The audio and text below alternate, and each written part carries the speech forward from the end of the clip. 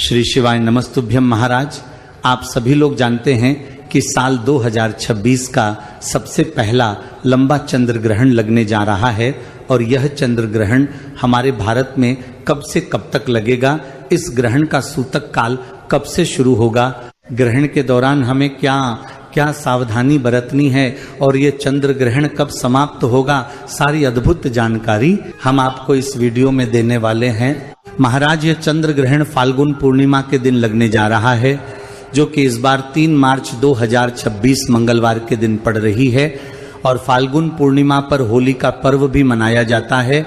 पर यह चंद्र ग्रहण होने की वजह से इस बार होली का पर्व 3 मार्च की जगह 4 मार्च 2026 बुधवार के दिन मनाया जाएगा, क्योंकि चंद्र ग्रहण के दौरान कोई भी खुशी या पर्व नहीं मनाया जाता है।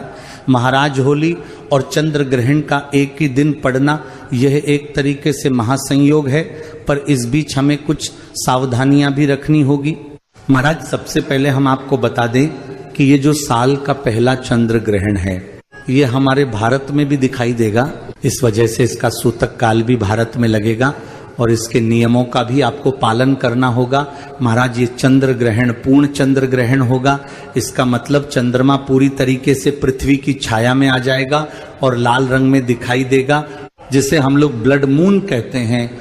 और यह ग्रहण भारत के कई हिस्सों से स्पष्ट रूप से दिखाई भी देगा। महाराज, इस चंद्र ग्रहण की शुरुआत हमारे भारत समय अनुसार 3 मार्च को दोपहर में 3:20 से होगी और इस चंद्र ग्रहण की समाप्ति शाम 6:47 पर होगी। ऐसे में हमारे भारत में इस साल के सबसे लंबे चंद्र ग्रहण की कुल अवधि लगभग 3 घंटे 27 मिनट की होगी। महाराज, भले यह चंद्र ग्रहण हमारे भारत में दोपहर के बाद से शुरू हो रहा हो, पर उस समय हमारे यहाँ पर चंद्रदेव दिखाई नहीं देंगे। ऐसे में कुछ लोगों का मानना है कि इस समय हमें ग्रहण के नियमों का पालन करना जरूरी नहीं है। तो हम आपको बता दें कि भले चंद्रदेव दिखे या ना दिखें, पर अगर ग्रहण की शुरुआत हो चुकी है तो आपको इस समय से ग्रहण के नियमों का पालन करना शुरू कर देना चाहिए। वैसे यह ग्रहण हमारे भारत में शाम को चंद्रोदय के बाद ही दिखेगा और 3 मार्च को भारत में चंद्रोदय का समय लगभग 6:30 का है और अलग अलग शहरों में इस समय में थोड़ा अंतर हो सकता है। और ये चंद्र ग्रहण देखा जाए तो हमारे भारत में सिर्फ और सिर्फ 17 मिनट के लिए दिखेगा, क्योंकि 6:30 से चंद्रोदय होगा और 6:45 पर चंद्र ग्रहण समाप्त हो जाएगा। इसलिए इस समय का आप और ज्यादा ध्यान रखना। महाराज, अब हम जानते हैं कि इस चंद्र ग्रहण का सूतक काल कब से शुरू होगा, क्योंकि सूतक काल वही समय होता है जिस समय से ग्रहण का प्रभाव होना शुरू हो जाता है। महाराज, चंद्र ग्रहण का सूतक काल ग्रहण से हमेशा 9 घंटे पहले ही शुरू हो जाता है और इस हिसाब से इस ग्रहण का सूतक काल हमारे भारत में सुबह 6:20 से शुरू हो जाएगा। कुछ लोगों का मानना है कि यह सूतक काल सुबह 9 बजे से शुरू होगा।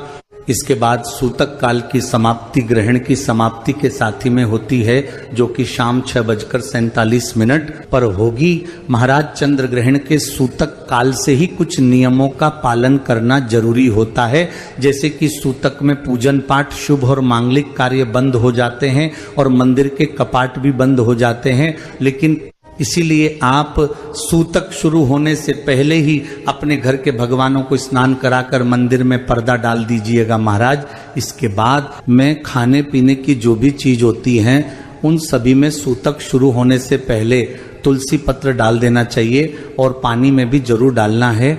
ऐसा करने से ग्रहण के समय जो नकारात्मक ऊर्जाएं या जो ग्रहण की किरणें होती हैं उसका कोई प्रभाव उस जगह पर नहीं होता है जहां पर तुलसी पत्र होता है। तुलसी पत्र की जगह दुर्वा का भी इस्तेमाल किया जा सकते हैं। इसके बाद सूतक के दौरान आपको कोई भी नुकीली चीज जैसे सी, कैंची, छुरी, चाकू आदि का इस्तेमाल भूलकर भी नहीं करना चाहिए। सिलाई, बुनाई और कढ़ाई करने की भी मनाही होती है। इस समय सिर्फ आपको भगवान के मंत्रों का जाप करना चाहिए और आप चाहे तो भगवान के भजन भागवत कथा या शिव महापुराण कथा भी सुन सकते हैं। इस समय किसी भी तरह की हिंसक चीज नहीं देखना चाहिए, जैसे फिल्म और सीरियल वगैरह। महाराज इसके बाद ग्रहण काल के दौरान गर्भवती महिलाओं को एक कमरे में ही बैठना चाहिए ताकि किसी भी रूप से ग्रहण की रोशनी उन पर ना पड़ जाए। वैसे तो ग्रहण के समय घर के सभी सदस्यों को घर के अंदर ही रहना चाहिए। महाराज इसके अलावा ग्रहण के दौरान गर्भवती महिलाओं को ज्यादा हाथ पैर नहीं चलाना चाहिए, झुकना नहीं चाहिए। इसके अलावा गर्भवती माता बहनों को ग्रहण और सूतक से पहले ही अपने पेट पर गैरू या गोबर का लेप लगा लेना चाहिए, या आप चंदन से 3 लाइन खींचकर भी इस ग्रहण से अपने बच्चे को बचा सकते हैं।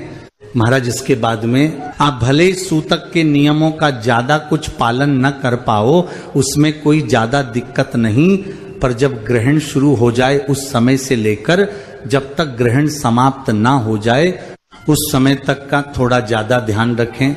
और हमारे भारत में जिस समय से लेकर जिस समय तक ये ग्रहण दिखेगा उस समय का और ज्यादा आप सावधान रहे। महाराज अब ये ग्रहण हमारे भारत में किस किस स्थान पर दिखाई देगा वह भी जान लीजिए। यह ग्रहण हमारे भारत में ईटानगर, आइजोल, गुवाहाटी, असम, मणिपुर जैसे राज्यों में यह ग्रहण स्पष्ट रूप से देखा जा सकेगा। इसके अलावा दिल्ली, मुंबई, बेंगलुरु, चेन्नई और देहरादून में इस ग्रहण को कई हद तक देखा जा सकेगा। महाराज यह ग्रहण विशेष रूप से सिंह राशि और पूर्वा फाल्गुनी नक्षत्र में लग रहा है। इसका सीधा सा मतलब यह है कि ग्रहण के दौरान सिंह राशि वालों को ज्यादा सावधान रहना होगा। महाराज सूतक और ग्रहण में घर में खाना न बनना चाहिए और न खाना चाहिए, और सूतक काल में अगर आप खाना खा रहे हैं तो उसमें तुलसी पत्र जरूर होना चाहिए, पर भूलकर भी ग्रहण के दौरान या सूतक काल में खाना बनाने के लिए चाकू से सब्जी नहीं काटने चाहिए। महाराज इसके बाद में बहुत सारे लोगों का यह भी प्रश्न है कि चंद्र ग्रहण समाप्त होने के बाद में हमें क्या करना है और कैसे ग्रहण के प्रभाव से बचाना है। तो ग्रहण समाप्त होने के बाद सभी लोगों को सबसे पहले गंगा जल मिले जल में स्नान करना चाहिए, फिर थोड़ा सा गंगा जल खुद भी पी ली और पूरे घर में गंगा जल छिड़क कर अपने घर के भगवानों को भी स्नान कराएं। ग्रहण समाप्ति के बाद भगवान के मंदिर में भी दीपक जलाए जाते हैं और सफेद चीजों का दान पुण्य भी किया जाता है। ये सारे कार्य करने से अगर गलती से हमारे ऊपर चंद्र ग्रहण का कोई असर होता भी है तो भगवान के आशीर्वाद से चंद्र ग्रहण का कोई भी प्रभाव हमारे ऊपर नहीं हो पाता। इसके अलावा ग्रहण के दौरान किया गया नाम जाप और ग्रहण समाप्ति के बाद सफेद चीजों का दान हमें कई गुना बढ़कर फल दिलाता है। महाराज अब हम आशा करेंगे कि आपका इस साल के पहले चंद्र ग्रहण को लेकर जो भी प्रश्न मन में आ रहे होंगे उन सब के उत्तर आपको मिल गए होंगे, पर अभी अगर आपके में कोई प्रश्न है तो आप हमसे कमेंट करके पूछ सकते हैं। और अपने शहर में इस चंद्र ग्रहण का समय जानना है तो आप कमेंट में अपने शहर का नाम भी जरूर लिखें। श्री शिवाय नमस्तुभ्यम महाराज।